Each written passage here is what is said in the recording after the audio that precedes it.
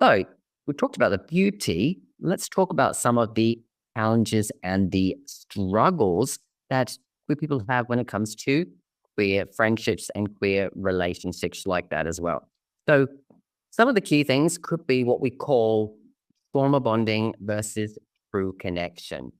And so what this means is that we might realize that some of our friendships, some of our chosen family friendships, may be built on the shared wounds, the shared traumas that you've been through in your life, rather than mutual support.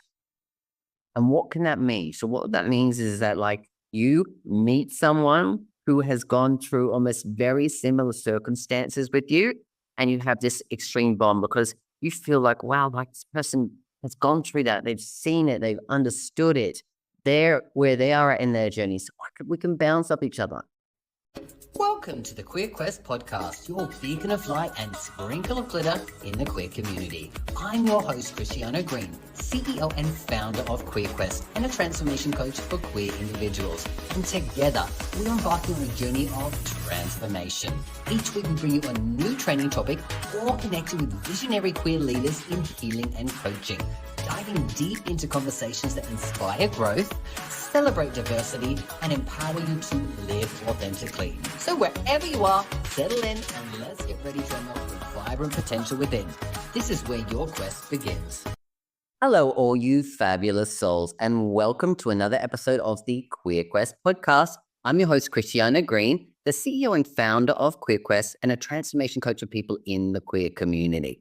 So this week on the podcast, I'm doing another solo episode. I love talking to you guys. I love, getting out there and talking about specific topics that I think are obviously relatable and obviously have a purpose for people in the queer community. So this week on podcast, what I really wanted to talk about was the complexities of friendships in the queer community. Now, for people in this queer community, friendships are everything, especially where chosen family often takes the place of blood ties for some of us, right? Sometimes many of us. But let's be real. Friendships can be messy. They can be toxic. They can be healing. They can be transformative. And sometimes they can be heartbreakingly complicated. So in this episode, what we're doing is we're diving into the good, the bad, the ugly, and the beautiful of queer friendships. So before we jump in, if you're someone who loves the podcast, who gets value out of today, what I would really, really love for you to do is to like, comment, share, follow, review, whatever you can do to make this podcast just a little bit better. Because what happens is when you do that, it goes out doing all the, online algorithms to more and more people in this community. So if you could do that, that would be an absolute pleasure. So let's dive in. So let's first talk about the beauty of queer friendships, right? Now, of course, we know that there are many of us in this queer community who have struggled when it comes to their relationship, when it comes to their own blood ties, their family, right?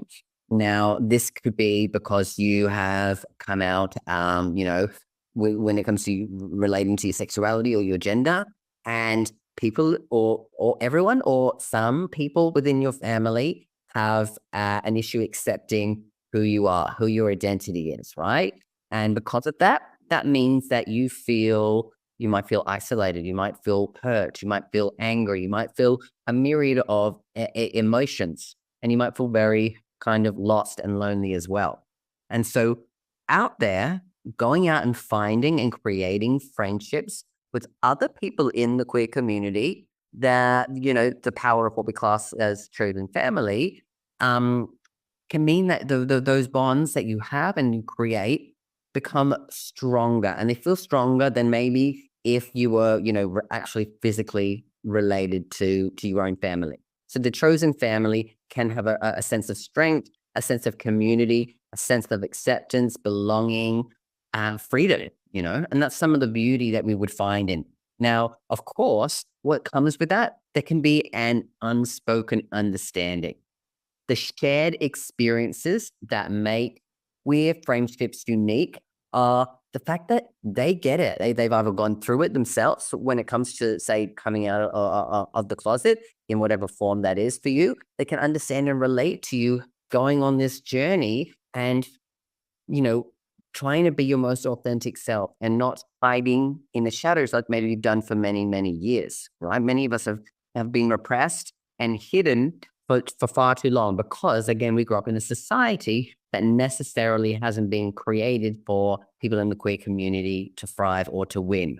And so, again, some of those people that have harmed us are people that are, like I said, are the most closest to us in our family. And those rejections can come with some real dark wounds and traumas. And so having that unspoken understanding between you and your chosen family, chosen friends, means that it feels a little bit safer. Like, oh, they get it. I don't have to explain it. I don't have to go through all of these different conversations or try to make you accept me for me instead of doing the opposite is I have to change who I am to fit into you so that you do accept me and do love me, which is, of course, the cycle that we go through as we grow up and come to terms with truly who we are. Now, these friendships in the queer community or chosen family can also come with emotional safety and validation.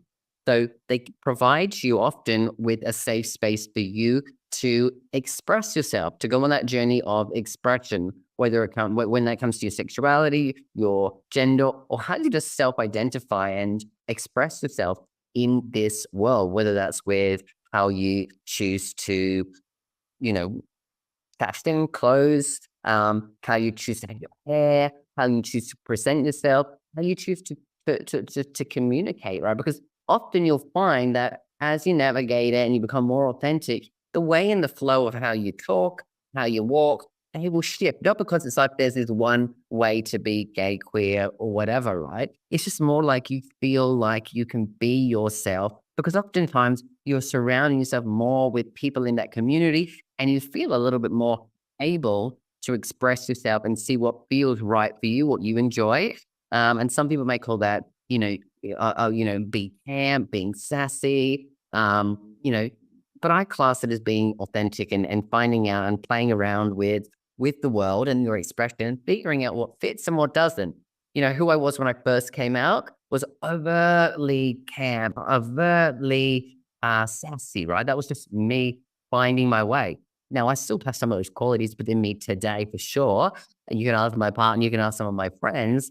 But, it's definitely not where it was because I think I jumped in to try to fit with it. But then, of course, I shifted around and figured out what is right for me, what is authentic to me. And the great thing I was able to do that was because I had a lot of people in the queer community that was friends with, especially when I was back in Sydney.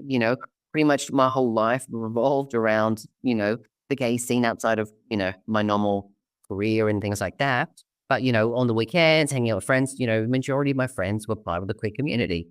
A high majority of them were gay men, of course, because, I am a gay man as well. That's how I identify as well. And so, of course, when you go out, often, you go to certain clubs or bars or events and, of course, you find your people. And so, of course, if I was, say, non-binary or trans, you find your people as well. And so, of course, I do know people, of course, that are non-binary or trans, lesbians, and all those things as well. I'm friends with those people as well.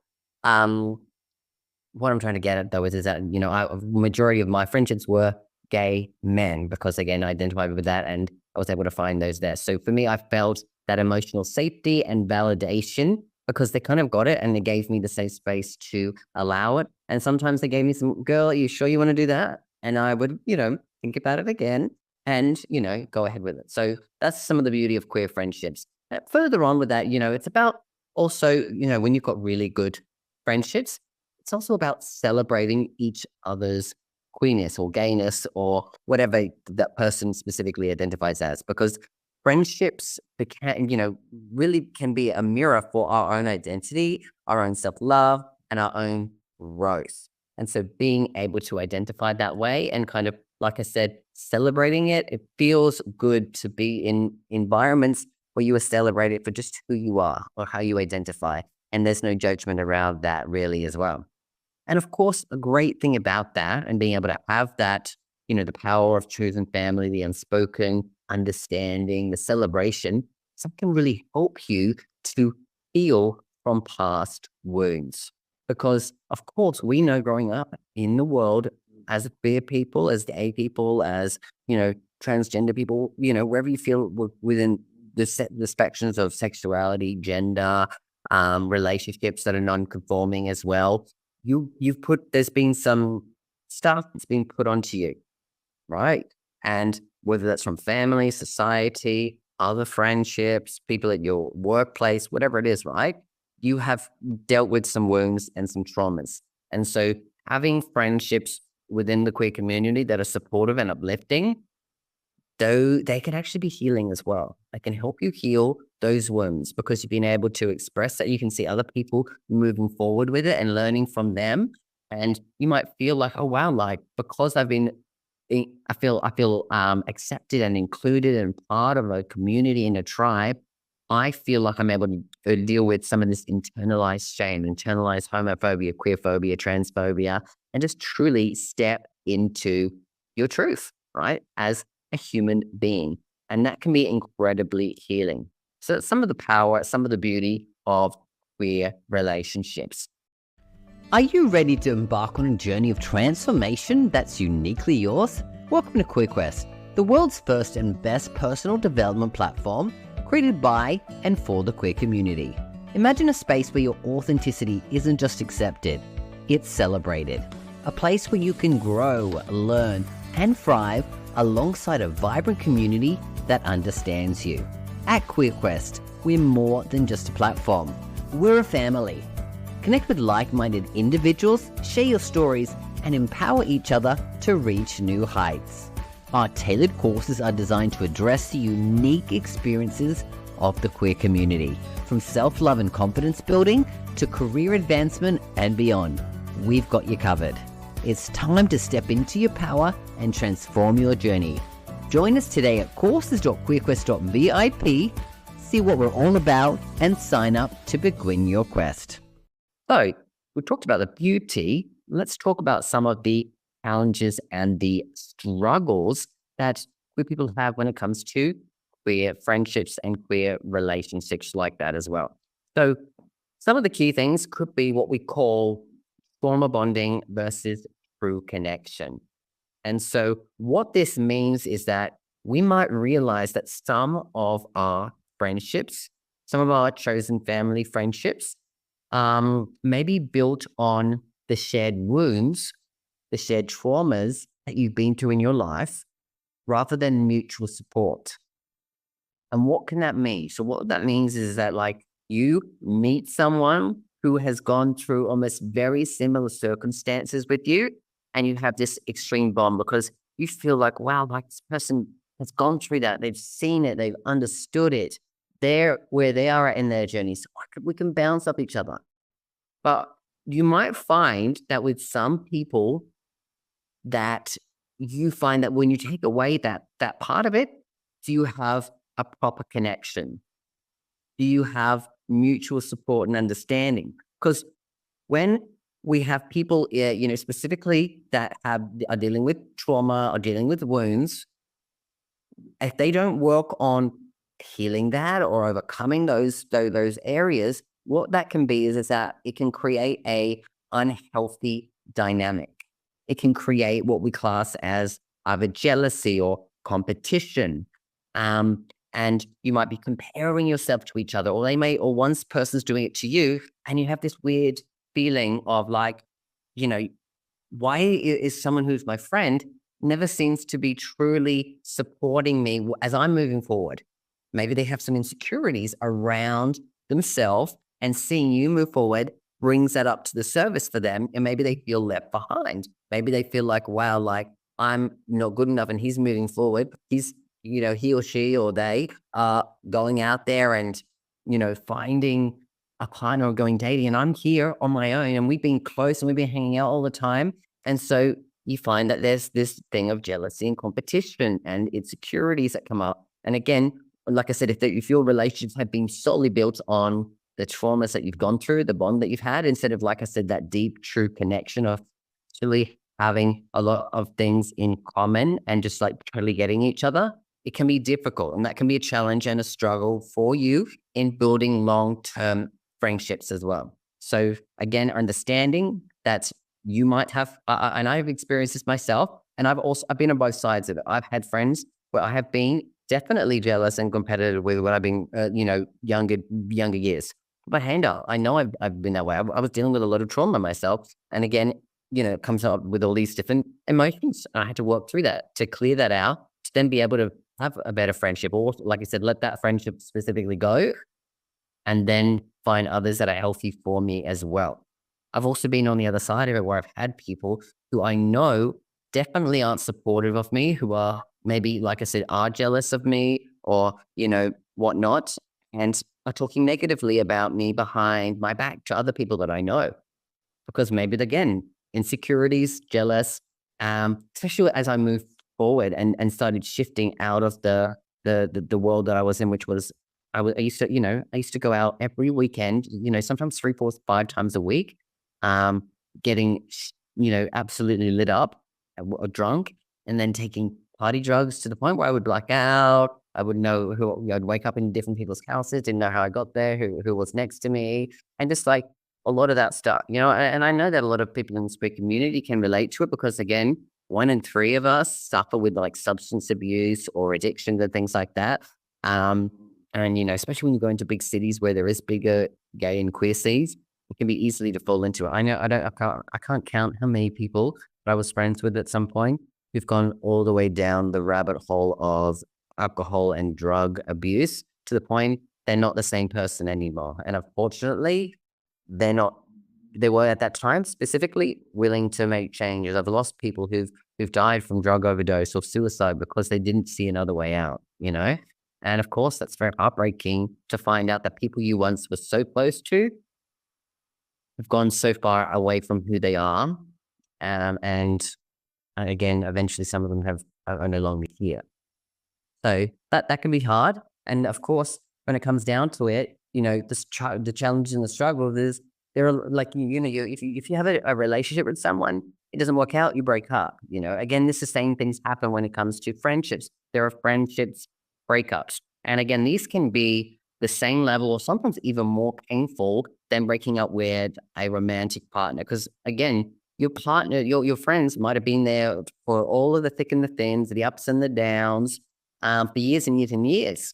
And you've gone through a lot of stuff together, especially go out in the parties and you have gone through people seeing everyone at their worst, you being at your worst and still overcoming that. But again, sometimes it gets to a point where you can't go any further because again, you might be going here, they might be going there, and unfortunately the friendship breaks up. I know, again, specifically when I went through the big change that I went through in my life, 5 years ago, and I really got myself clean and sober, sorted everything out, left the corporate world, started my coaching business, moved overseas. Throughout that, I had what I thought was a lot of really, really, really close friendships. And I found that through that period, I had to let go of a lot of those relationships. And it was extremely painful to realize that like some people didn't want to see the best in you because what you doing best made them feel worse. So you had to step away for your own sake, but I guess it was for theirs as well because of that jealousy and that competition. And it led to ultimate not being able to come together by no fault of mine. I tried and tried and tried. But when someone keeps putting you in negative situations, especially when you give up alcohol and drugs and they come around you with alcohol and drugs and offer them to you, it can be really triggering and that can be really traumatic. And being able to have to let some of those friendships go, those ending of those, you know, it is unfortunately quite painful as well. Of course, when it comes to friendships as well, you can navigate friendships, but sometimes you'll find that depending on where you started, like I know some of these relationships that I'm talking about, and I started them when I was 20, 21 years old. I was at a place where before that, I didn't have any friends. Before I came out, I didn't have any friends at all. And so for me, building friendships with people when you come from a place of like wanting people to like you and love you, you don't have any boundaries. And there's always this sense of pressure to be the best friend to someone because you want them to like you. So I had this people pleasing mindset, had no boundaries around it. Like people could say to you whatever they wanted around me and vice versa. And like I said, it comes with this level of, is this friendship healthy or toxic? Because I didn't allow myself to say no to people. I would always say yes, yes, yes, even at the detriment of myself. And so the struggle is, how do I then know that now I need some boundaries? How do I set them, enforce them, and still maintain the friendship that you want to have? That can be really tricky. And the other person may not understand it because, again, you might be friends with them for 5, 10 plus years. And it's always been the same way, like this way. But then when you change and you make things different, that can cause a real friction between you, a real conflict between you as well. And then, of course, especially when it comes to queer relationships, you got to navigate some romantic tension because undoubtedly, if you're gay or lesbian and you've got other gay or lesbian friends, I bet you everyone here has had a situation where you have either liked one of your friends or they have liked you and it hasn't been reciprocated. And then the lines get blurred. Or maybe, you've hooked up with someone when you've been really drunk and then, that's blurred the line because to you it was just this, when you were in those states of mind. But of course, the other person catches feelings or has different emotions. And again, it blurs into something. And then that can really cause issues and challenges or struggles within your friendship. And so, obviously, figuring out how to navigate that. How do you either set the barrier and boundaries and say, look, this is how it is. I want to be friends with you, et cetera, et cetera. Or, the person feels like you've led them on. And then that can either be a friendship ending experience. I've had that myself, both sides of it. People liking me and it causing issues. Or I've also had people who like me where it didn't cause issues, where we just had a conversation, moved on. But I've also been on the opposite, where I really liked them and it wasn't reciprocated and it caused a lot of the friendship's not there anymore. So it ended. So simple as that, right? We got it. So it can get worse though, because again, we can have what we class as toxic friendships, where on one side there's, manipulation, there's gaslighting, codependency, blaming, superiority, really extreme expectations of you and what you should be doing, or vice versa. And that's what we class as toxic. Now, some of these people can be, have personality disorders like bipolar or schizophrenia or, narcissism. I've recently dealt with a friendship that, after realizing it, it was an extremely narcissistic person.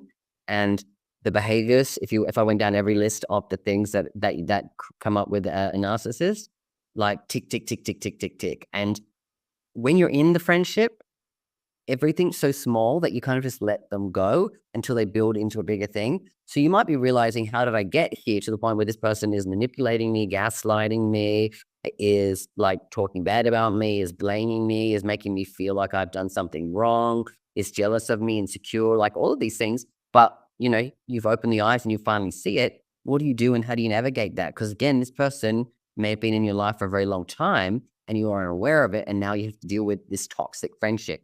And it may not be as extreme as someone being narcissistic, but it might be that there is levels of manipulation and gaslighting and codependency that happen within friendships. Those things aren't just defined to dating and relationships. They can happen between, like I said, the best of friends.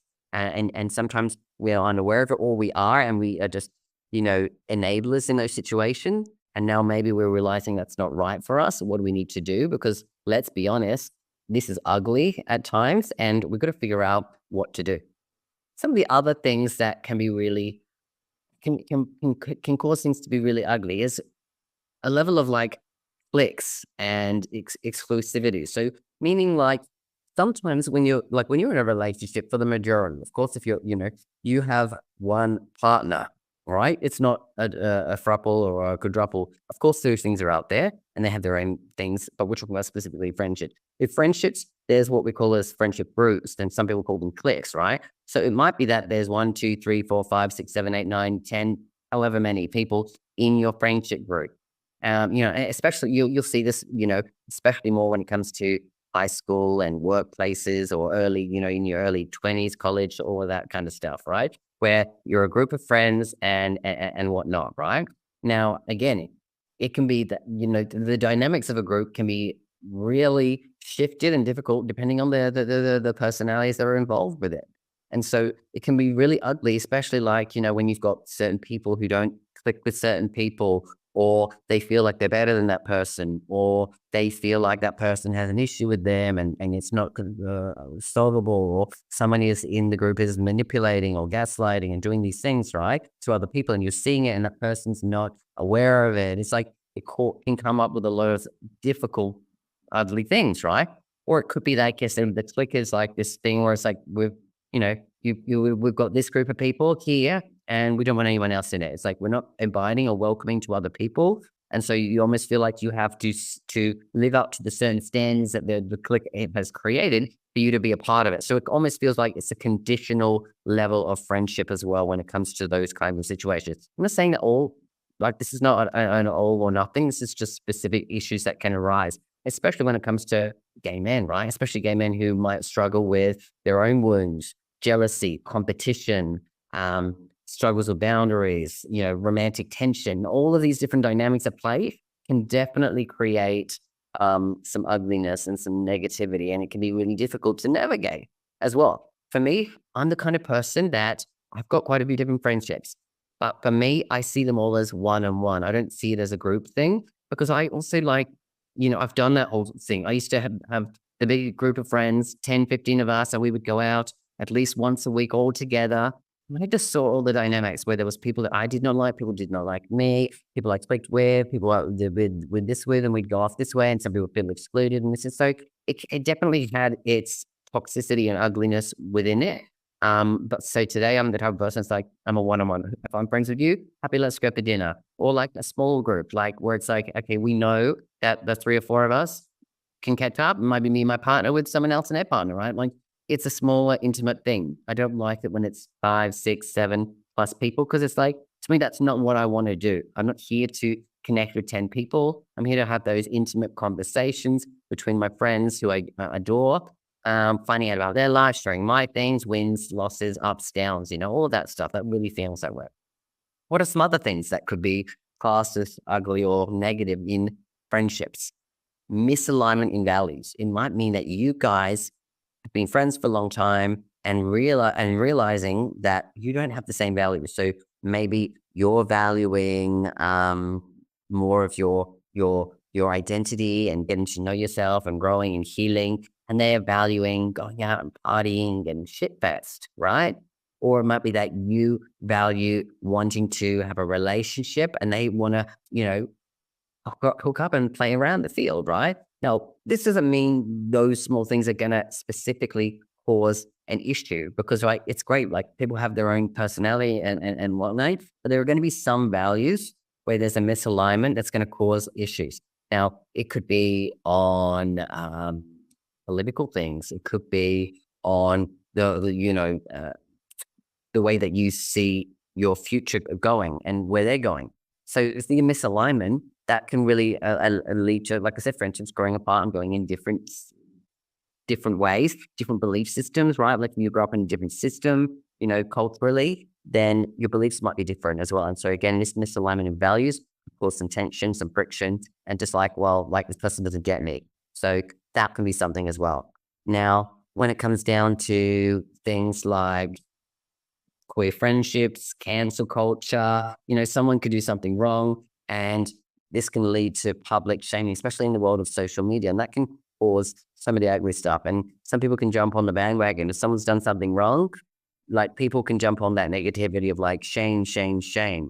And that can all definitely cause problems as well, because a lot of people's lives are lived on social media. And so people might jump on a bandwagon and, that can, of course, cause some issues as well. Like we're talking about things like where you see people who you know in real life are one way and they're showing up online a completely different way because, again, they want to be performative, right? And so that can cause issues because you're like, that is not who you are. That is why are you showing up in a way here that I don't see. I personally seen that as well with friends where they literally are like running around like they're the influencer of the year. And in fact, at home, like they're eating 2-minute noodles, but like they're going out to a restaurant with 5 other people ordering one dish and like doing all of the pictures and all this stuff and acting away in order to come across in a way. And great, you do you. But again, that's to me personally is like, again, a misalignment of values. Is like you needing all these other people's validation that are out external to you. And you're using that at the expense of your other friendships as well. So those are some of the ugly sides, and just people being people, and just like I said, realizing that what you need and value is different to what I need and value as well. So, what are some of the things that we can look at when it comes to the growth and the evolution of queer friendships? So, of course, as you evolve and you grow up, you might start to realize that you want to make new queer friends as an adult, right? Like there's people that you knew when you first came out may not be the people that you're still friends with, right? Because it can be difficult to, of course, when you're going out partying every week, you're young, you're drinking, you're doing all of that laugh. It can be so easy to meet people. For me, I felt like I was a laugh at the party for many, many years, right? Like I knew almost everyone. I'd be like, hey, girl, blah, blah. Like that was my life. But of course, now that I'm, in my 30s, I don't go out. I don't really drink. Literally, very, very rarely will I ever drink. I don't do drugs, and so for me, it's not going to be as easy for me. Especially, I also live in a place like Bali, where like if the gay and queer scene isn't as big and prosperous as it is in a place like Sydney, which is where I was before. So it can be difficult for people, depending on your life circumstances, to make new queer friends as an adult. It's not difficult. It's not like it's not like you can't do it, but it becomes more difficult and you have to be more purposeful because again, who you are at that age is different. And so what you want out of life and what you want out of friendship are going to be different. So it has to become to a point where you become aware of what kind of friendships you're looking for. What are you planning to give to the friendship? What are you looking to receive from it? And, what can you do to get that? For me here, if I wanted to really go out, on the queer scene, it would be most of it is just there's a couple of gay bars, and I have to go there to do it. I do that maybe once or twice a year because I want to dance and I want to be around it. But for majority of that, most of the people that I meet that are, that are part of the queer community, are, people that are, friends that were friends with my partner or ran into randomly here and there. From playing tennis or something like that, right? So it's not being acted to do. Most of the friendships and that are in the queer world that I have are online from people across the world. I've got so many clients across the world that I work with and talk with, and again, I know my relationship with them is, coach and client or coach and student, however you want to look at it.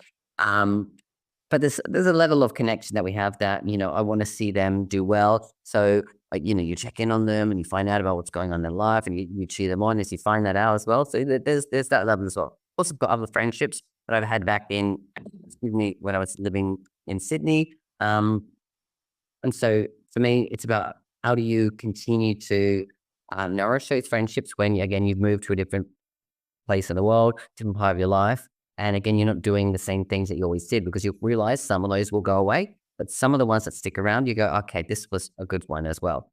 What do you need to do to nurture and sustain friendship? Because you have to put in intentional effort to show up each other, whether that's to their life events, whether that's for them when they're going through a difficult period of their life, or whether it's something that is just like making time and effort to catch up and get to know what's going on with them. Asking them questions that are just not surface, deeper level questions. For me, I don't give a shit too much about, how old you are, where did you grow up? Of course, those things will come. But I'm more of like, tell me about your experience as a queer person. Tell me about, your family. Tell me about, what made you decide to do what you're doing for a living? What made you decide to come to where you are? Like all of these things to get to know the person on a deeper level and the way that they think as well, for me. How do you also communicate through conflict? Because again, everyone has different styles, everyone has different attachments, everyone has come into this place through a different lens. So your view of the world, your perspective, your perceptions are going to be different. And so you are going to have conflicts at times with some of your friends. And so how do you communicate through conflict? Are you someone who will address things? Or are you someone who's waiting for someone else to address it? Or do you try to avoid them? Or do you try to numb things as well, right? How do you repair a friendship in a healthy way? Because just because someone has done something wrong, which you feel is to you, does not mean that they did something wrong to you. Again, that could be a perception. They might be doing something that was right for them, and unintentionally it led for you to feel a certain type of way, right? Also, what's the important point where you say, like, enough's enough? When is it right to let go? You've got to understand that not all friendships are meant to be last forever. When I learned that lesson, I was free of a lot of heartache and pain. I was struggling with that for a while when especially when I moved here. I was like, wow, I thought these people would be in my life forever. I really did. And then I had to let go and say, look, it's not that way. It's not that way. It's okay. So I'm the clever person. It's like, okay, like people can come into my life for a reason, a season, or a lifetime. And so being friends with someone for a year or 2 years or 3 years or 10 years, and it doesn't evolve further, I'm okay with that. I will look back and try to take the beautifulness and the blessings from those friendships. And sometimes just say, you do you, boo boo, and let me be me. Because again, sometimes where you've grown to and how you've connected, it's just gone in different directions. It's totally okay. Learning that is a powerful thing in your life when it's okay to understand that not everything's going to be forever. And you letting things go and moving forward is a positive thing as well.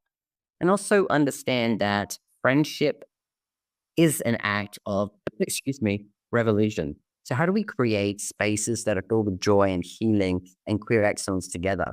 For me, how do I do that? Is through my company, QuickQuest. So QuickQuest is the world's first online personal development and healing platform people in the queer community. So we have online courses, we do monthly workshops, we have an online social media forum as well where people can connect and build better friendships as well. And so each of these workshops is specifically the things that we do, excuse me, are all around helping people to realize where they're at, especially when it comes to our lives holistically. So we look at ourselves holistically. We are, you've got the physical, the mental, the emotional, the spiritual. You've got your career, you've got your finances, you've got your environment where you live, you've got your recreation, you've got your social friendships, you've got your intimate relationships, you've got your cultural background, you've got your identity, your queer identity as well, right? And so having a space where you can navigate and go through that and really see yourself holistically allows you to go on that journey of healing and growth, but also connection, because there are other people in the community that are doing the same thing. And so again, if you're looking for people who are more aligned to you and growth and healing and not the partying and all those things, and quick rest can be a really positive thing. Now, I'm not saying that those two have to be separate. So you can be someone who loves to go out and party. You can also be someone who wants to enjoy growth and transformation in your life as well, which is why quick rest is perfect for that. Because again, it's a place where I felt like I wanted to create something to bring more queer people into my life, but do it in an environment that is nurturing, supportive, and healing and transformative as well. So again, that is an act of revolution. And again, it's allowing me to have more queer people in my life as well. So I really want to leave you with some key questions I would love for you to reflect on over the coming days and weeks. And of course, you individually can take each perception, each part of it, and just really go deeper, as deep as you want to do. So question one is, what's been your experience with queer friendships up until this point? What are the highs? What are the lows? And what is all the stuff that's in between? So talk about your experience and really ponder on that as well. And then the second one is, what is one thing that you've learned about yourself through these queer friendships that you don't believe you would have learned if it wasn't through queer friendships as well? Now, this episode will be a deep, honest, and emotional conversation about the friendships that shape us as queer people.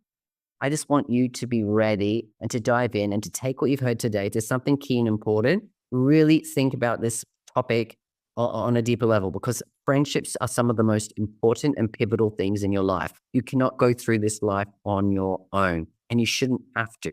So being able to find a community a chosen family, a queer, loving, supportive group of people around you so you can express yourself authentically as who you are. That is the act of revelation. And that is something that I am trying for us to build. So, again, if you've gotten value out of this episode, I would love it if you could like, share, comment, subscribe, review, whatever you feel comfortable doing that's going to help this grow out and go out to more and more queer people.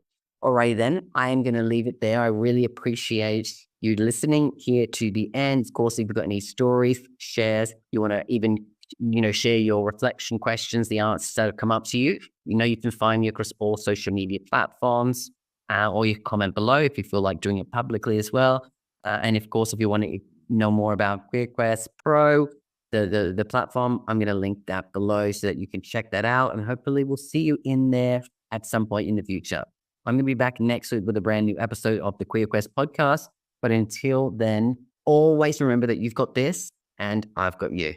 Bye for now.